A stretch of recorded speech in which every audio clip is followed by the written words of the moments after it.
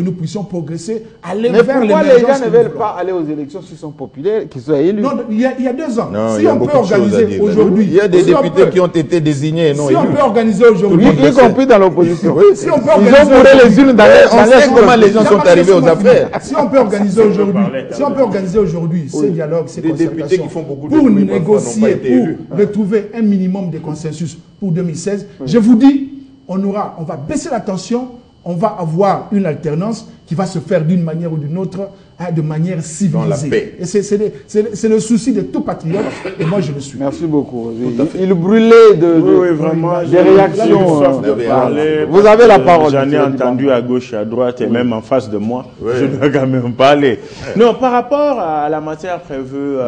Trop de matière ou peu de matière? Non, le problème ne se pose pas en culture parlementaire en termes de trop de matière ou de peu de matière. Parce qu'un mois est donné pour une session extraordinaire. Quand est-ce qu'il y a une session extraordinaire? C'est lorsqu'il y a une matière spéciale à traiter.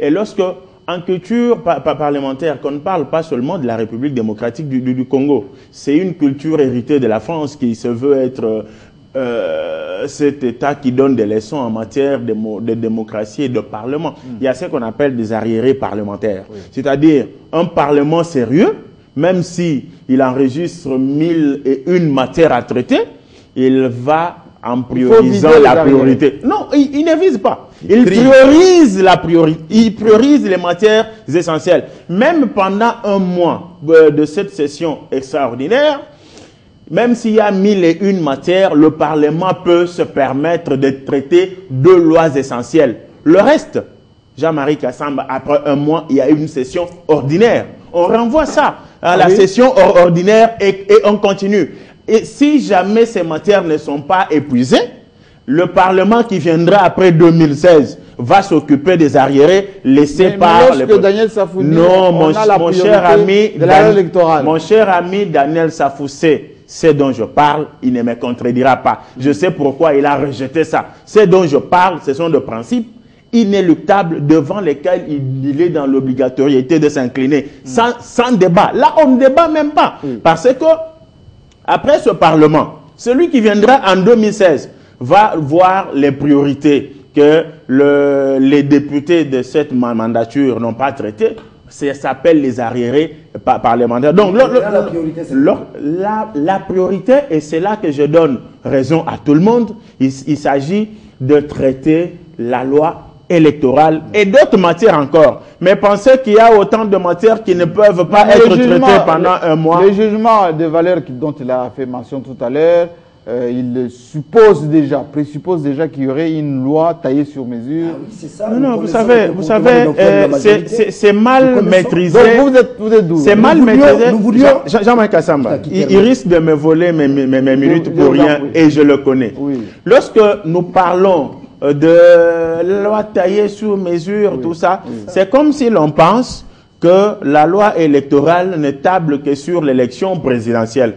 Faux. S'il faut que l'on ait une loi électorale taillée sur mes mesures, c'est gravissime parce que cette loi électorale est faite in globo, en commençant par le conseiller municipal de Kabekamanga chez moi jusqu'au président de la République. Donc si on doit avoir une loi électorale taillée sur mes mesures, c'est que nous sommes obligés d'avoir plusieurs lois, étant donné que nous avons un conseiller municipal qui doit être élu. Et à Chinkolo, Boya, Kabekamanga et à Bokongwi Kela. Non. C'est un argument qui ne passe pas dans la mesure où on parle... Mais de quoi les gens ont peur de la loi électorale? Non, vous savez, ici, dans ce pays, je l'ai toujours dit, je ne me dédierai jamais, nous avons en face de nous, pas de politiciens, mais des ventriotes, incapables de se faire élire, même comme député provincial, même comme conseiller municipal. J'ai entendu Jérôme Sekana et même bienvenue commencer maintenant à suggérer qu'il y ait des dialogues au-delà des élections. S'il vous plaît, Jérôme, s'il vous plaît. Attendez. S'il vous plaît. C'est incontournable. C'est démocratique. C'est très important. Nous parlons d'abord des élections. Sur 1000 politiciens en République démocratique du Congo, 999,99 ne sont pas prêts pour affronter le peuple. Ils ont peur. Demandant son suffrage. Pourquoi? Voilà pourquoi il y a toujours des dilatoires et des échappatoires lorsqu'on parle des élections. Dans ce pays, il y a des gouverneurs, il y a des sénateurs hors mandat, très conscients qu'ils ne peuvent pas être réélus. Et ceux-là ne peuvent pas aller demander encore le suffrage dans la mesure où, lorsque nous passons les vacances parlementaires, nous les voyons, c'est la coulée douce à Kinshasa, au lieu de rentrer ils partent aux États-Unis, en Europe, comme la Constitution les leur demande. C'est ça le problème. Donc, attendre qu'on ait le consensus de tout le monde pour aller aux élections, c'est dire que nous n'aurons jamais les élections dans ce pays. Alors, s'il vous plaît. Laissez-le finir. Mais il a pris beaucoup plus de temps que moi. Jamais. Vous allez parler. Prochainement, il faut mettre les colons. Mais je dis tout simplement. Non, parce que là, il a débordé. Attendez. Pour plaire à tout le monde, je finis par là. Oui. Comme quand la vérité blesse son sage. Quelle vérité? Nous parlons de notre pays, nous dépassionnons les débats. Jean-Marie Kassamba. En République démocratique du Congo, on aime une chose et son contraire. Qui aime le dialogue aujourd'hui et qui ne l'aime pas? On a organisé le dialogue. Les concertations. Et je me rappelle, à l'ouverture, et tout comme à la clôture de ces concertations, et même lors de son adresse au peuple congolais via le Congrès, le chef de l'État a dit « Ma main reste tendue à tout le monde. Oui. » Il a répété encore au dernier discours. Qui a saisi la main? Saisi la main de Joseph Kabila. Je persiste et je signe. Ça peut ne non, pas, il veut la médiation de l'ONU. Ça peut ne pas plaire aux uns et aux autres. Je m'en fous éperdument parce que c'est la patrie qui en sort regardie. Nul n'est indispensable. Nul n'est indispensable. Ce pays, je pèse bien les mots. Tu peux ajouter jusqu'à remonter la filière. Je m'en fous éperdument. Nul n'est indispensable. C'est-à-dire, lorsque les forces politiques de la République se réunissent autour des idéaux, des questions bien connues, restauration de l'autorité de l'État, fin de la violence à l'est de la République démocratique du Congo, la porte est ouverte. Certains ont estimé que s'ils ne viennent pas à ces assises du reste d'intérêt national, le pays va s'arrêter. Curieusement, le pays ne s'est pas arrêté, on continue. Mais lui, il a beaucoup plus de faveur. Lorsqu'on continue, ils estiment que le alors Daniel Safou, il a beaucoup plus de quand on écoute Kapita, comme vous, effectivement. Votre interview, quand on écoute Kapita, je vais relever un aspect assez important. Oui. La CENI attend pratiquement une affaire de 220 000 candidats pour des élections locales. Oui. La CENI doit installer une affaire de 77 000 bureaux de vote sur toute l'étendue, n'est-ce pas, du territoire national. Votre problème, c'est quoi? J'en arrive. Or, pour que la CENI commence son travail, n'oublie pas que c'est une institution opérationnelle. Oui. La CENI a deux grands ennemis. Lesquels? Qui vont, n'est-ce pas, aider le Congo à faire les Burkina. Le premier ennemi, c'est Matata Mponyo. Je vais m'expliquer. Laissez-moi. Arrêtez de citer. Il est président de la CENI. Il est premier ministre. Laissez-moi terminer. Oui, mais c'est comment? Et il ne donne aucun argument qui tient la route. Voilà. Il est champion. Mais c'est Jérôme qu'on parle de Matata. Non, ce n'est pas seulement Matata. Mais laissez-moi terminer mon argumentaire. Quand nous parlons vous allez me contredire par rapport à... Laissez-le finir. C'est la maladie de l'intellectuel Congo. Il contredit la personne sans l'écouter. Laissez-moi continuer. Terminez votre pensée. Vous allez me contredire. Oui. J'assume ce que j'ai dit. Le premier ennemi de la CENI, c'est Matata Mponyo. C'est celui qui donne l'argent à Matata. Le deuxième ennemi de la CENI, c'est le Parlement. Je m'explique. Lui a besoin, n'est-ce pas, de l'argument. Je vais vous donner des arguments. Y compris les députés des arguments qui résistent aux assauts du doute. Vous n'allez pas me contredire. Oui. L'argument qui sous-tend Matata, l'ennemi de la CENI, la CENI, c'est une institution opérationnelle. Allez à la CENI là-bas. Kabila, dans son discours, il demande au gouvernement qu'il faut donner les moyens, un financement garanti. Mauvaise ou bonne chose? Mais c'est une bonne chose. Alors, qui n'est pas observée par le Premier ministre. Mais comment ça? Parce que c'est... Ce n'est pas observé. Allez vérifier la CENI. Écoutez d'abord. La CENI se pose un problème. Écoutez d'abord. Je vais vous laisser continuer. Laissez-moi terminer. Je vais vous laisser continuer. Rappelez-vous que... Je peux te donner de preuves. J'ai des preuves. J'étais là. Moi, avant de venir ici, j'ai fait attendez. J'ai des preuves. Des histoires. Ne soutiens pas ma tête. Doucement. Attendez. Moi, je soutiens le Congo.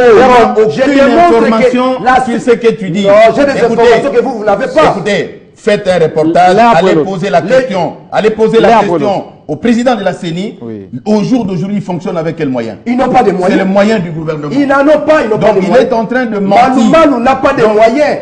Écoutez. Vous voulez que je vous dise qu'avant que je vienne ici, j'ai vérifié s'ils ont des moyens. Ils n'ont pas de moyens. Bon, attendez, en 2011, n'a pas de moyens. La personne qui bloque malheureusement la priorité, c'est le gouvernement. La CENI a fonctionné avec la CENI n'a pas de moyens. Attendez. J'en arrive, je reviens. Je vais vous dire. Il ne paye même pas les impôts, il ne contribue même pas au développement des je paye les impôts, je suis éditeur. Attendez. Je paye les impôts. Je ne dois pas venir. Je suis en ordre. On a sanctionné. Mon journal n'a pas été sanctionné. Je suis en ordre. Monsieur Jean-Marie, il faut pas donner des affirmations.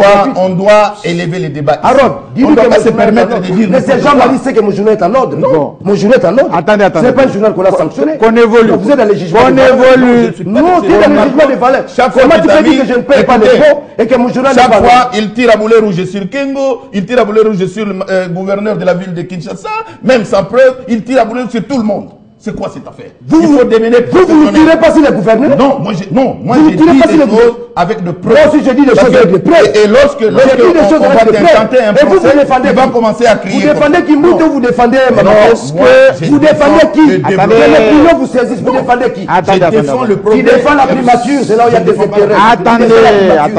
Est-ce qu'il y a une caution là-bas? Est-ce qu'il y a un côté à la primature? Est-ce qu'il y a un côté à la primature? Qui a organisé des séminaires si les journalistes donnent ma tête à financer? Est-ce qu'on dise de vérité? Est-ce qu'on peut se calmer? Vous êtes financé par la primature. C'est faux. Vous avez un pourcentage à la primature. Quel pourcentage? Toi et moi, on recevait de l'argent. Moi, j'ai quitté. Attendez. Moi, j'ai quitté la primature. Toi et moi, on recevait de l'argent. Est-ce que vous et moi?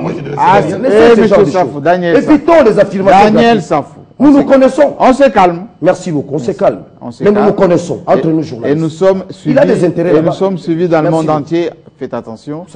Est-ce que je peux prendre à une certaine C'est moi qui ai la parole. Calmement.